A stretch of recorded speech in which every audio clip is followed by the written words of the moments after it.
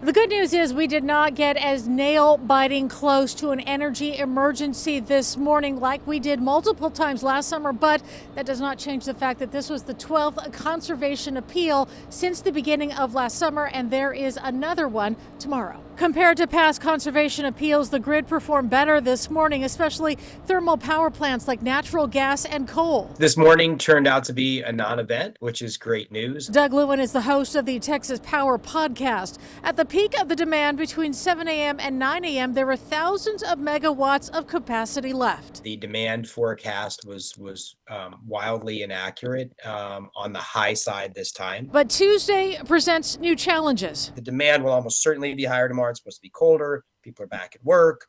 And there's gonna be a time potentially where it's tight. Lewin suggests more battery storage and better demand response as solutions. Last week, Governor Greg Abbott expressed confidence in ERCOT. We believe that the power grid ERCOT is going to be able to ensure that power is available through the entirety of this winter storm. I reached out to the Public Utility Commission and ERCOT. In an email, I asked ERCOT about the performance of the grid this morning, the overestimation of the demand, what is expected through tomorrow, given that tomorrow is expected to be colder, and since this is the 12th conservation appeal in the last 8 months, addressing any fatigue Texans may have.